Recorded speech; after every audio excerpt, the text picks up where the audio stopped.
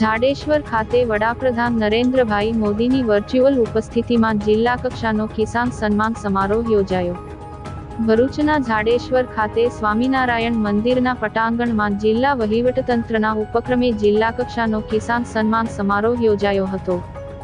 જેમાં બિહારના ભાગલપુર ખાતેથી વર્ચ્યુઅલ ઉપસ્થિત રહેલ વડાપ્રધાન નરેન્દ્રભાઈ મોદી દ્વારા પીએમ કિસાન નિધિ યોજનાના 19 હપ્તા સ્વરૂપે ડીબીટી માધ્યમથી સહાય રકમનું વિતરણ કરાયું હતું.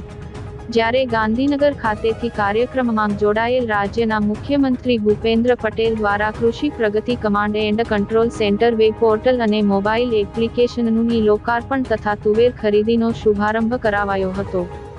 આ પ્રસંગે ભરૂચના સાંસદ મનસુખભાઈ વસાવાએ જણાવ્યું કે ખેડૂતોના સર્વાંગી વિકાસ માટે કેન્દ્ર અને રાજ્ય સરકાર સતત ચિંતિત છે.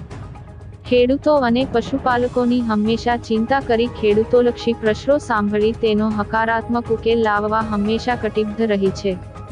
આ તબક્કે જિલ્લા પંચાયત પ્રમુખ મહેન્દ્રસિંહ વાસદિયા અને અન્ય જનપ્રતિનિધિઓ તેમજ જિલ્લાના અધિકારીઓ તેમજ પદાધિકારીઓ પણ ખેડૂતોને પ્રાકૃતિક ખેતી કરવા તેમજ સરકારની તમામ યોજનાઓનો લાભ લેવા પ્રોત્સાહિત કર્યા હતા. જિલ્લાના અગ્રણી ખેડૂતોએ પ્રાકૃતિક ખેતી વિશે કૃષિ માર્ગદર્શન આપ્યું હતું અને જિલ્લા કક્ષાનું કૃષિ પ્રદર્શન યોજાયું, જેમાં ખેડૂતો ખેતીની નવીન ટેકનોલોજીથી માહિતગાર થઈ શકે તે માટે કૃષિ પ્રદર્શનમાં કૃષિ અને સંલગ્ન માહિતીના સ્ટોલ પણ પ્રદર્શિત કરવામાં આવ્યા હતા. કાર્યક્રમના અંતે ઉપસ્થિત મહાનુભાવોના હસ્તે લાભાર્થીઓને ખેતીવાડી, પશુપાલન અને આત્મા વિભાગની યોજના અંતર્ગત સહાયના લાભોનું વિતરણ કરવામાં આવ્યું હતું.